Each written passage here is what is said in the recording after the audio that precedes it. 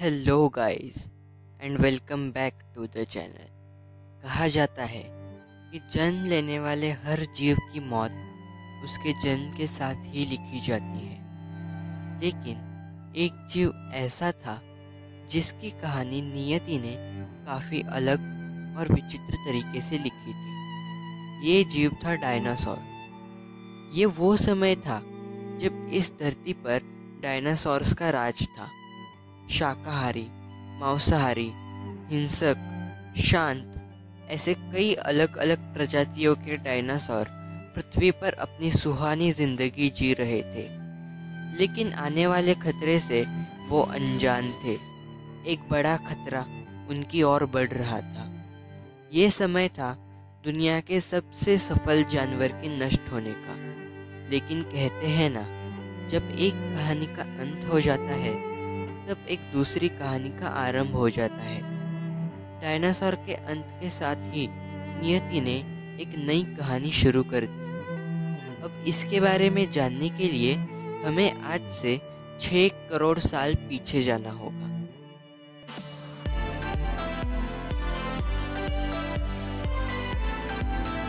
ये कहानी है 6 करोड़ साल पुरानी। धरती पर बहुत ही अच्छा मौसम था। सूरज की धूप खिली हुई थी, समंदर की लाटें किनारे से टकरा रही थी और चारों ओर हरियाली थी। और डायनासोर्स की चिल्लाने की आवाज़ें इस बात से अनजान कि उनकी किस्मत 10 करोड़ साल पहले ही लिखी जा चुकी है।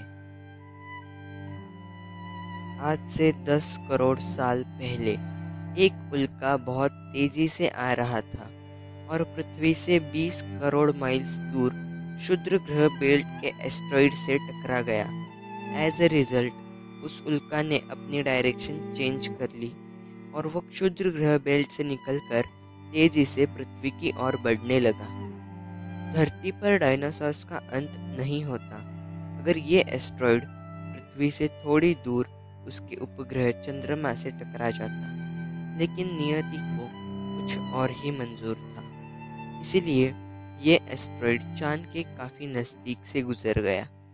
जब इस उल्का ने पृथ्वी के वातावरण में एंटर किया, तब वायु के साथ हुए घर्षण के कारण ये एक बड़ा सा आग का गोला बन गया। ये आग का गोला अब और भी ज़्यादा तेज़ी से पृथ्वी की ओर बढ़ने लगा। इस आग के गोले की चमक इतनी ज़्यादा थी कि धरती पर गिरने से पहले ही लाखों जीव केवल इसकी तीव्र रोशनी के कारण अंधे हो गए। ये जीव इस आग के गोले को देख नहीं पा रहे थे, लेकिन वो उसकी गर्माहट को महसूस कर पा रहे थे।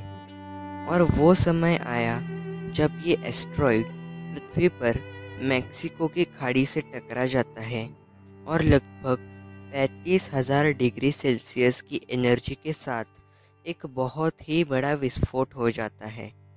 ये विस्फोट होने के बाद पृथ्वी के नीचे स्थित लाखों टन मेटल्स और पत्थर हवा में चले गए। हवा में चले गए सारे मेटल्स और पत्थर एक बड़े धूल के बादल में बदल गए। टकराव के 16 मिनट बाद धरती के अंदर 11.1 तीव्रता से भूकंप की लहरें आने लगी। भूकंप के कारण समुद्र की बड़ी बड़ी लाटें जमीन से टकराने लगी और चारों ओर सुनामी और भूकंप का कहर छाने लगा। भूकंप के कारण धरती पर मौजूद ज्वालामुखी भी फट गए। इन ज्वालामुखी की रेडिएशन इतनी ज़्यादा थी कि इसके आसपास 800 किलोमीटर इलाके में मौजूद सारे जीव जलकर राख हो गए। धरती के अंत की शुरुआत हो चुकी थी। जमीन पर मौजूद डायनासोर समेत सारे जीव मौत के अधीन हो गए। लेकिन हवा में उड़ रहे डायनासोर और अन्य जीव इस जमीनी आतंक से सही सलामत बच गए। लेकिन ये तो सिर्फ शुरुआत थी। उनका भी काल उनका इंतज़ार कर रहा था। टकराव के बाद जो मेटल्स और पत्थर हवा में चले गए थे, वो ग्रेविटेशनल फोर्स के कारण फिर से धरती पर बरसने लगे। वायु के साथ घर्षण के कारण ऐसा लग रहा था मानो हवा से आग के गोले बरस रहे हो।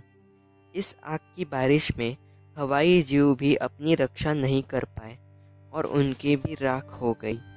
पृथ्वी की दूसरी ओर 5,000 किलोमीटर प्रति घंटा की स्पीड से कई किलोमीटर बड़ा धूल का बादल पृथ्वी पर छा रहा था। ये इतना बड़ा और गहरा था कि सूरज की रोशनी भी पृथ्वी पर नहीं पहुंच पा रही थी। विस्फोट के बाद पृथ्वी का तापमान कई सेल्सियस बढ़ चुका था, जिससे सारे पेड़ पौधे जलकर खाक हो गए। विस्फोट के 2 घंटे बाद पृथ्वी का तापमान 200 डिग्री सेल्सियस से भी ज़्यादा हो गया। इस वजह से विस्फोट के इलाके से कोसों मील दूर रहने वाले जीव भी मौत के अधीन हो गए।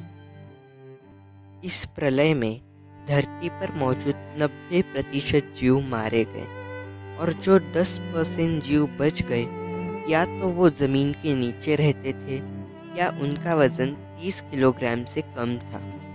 नियति की ये कहानी यही ख़त्म नहीं होने वाली थी। अब ये कहानी एक नई करवट लेने वाली थी। इसके बारे में आगे जानने के लिए सब्सक्राइब कीजिए इन्फोटेनमेंट चैनल को और बेल आइकॉन पर भी क्लिक कीजिए सबसे पहले नोटिफिकेशन पाने के लिए।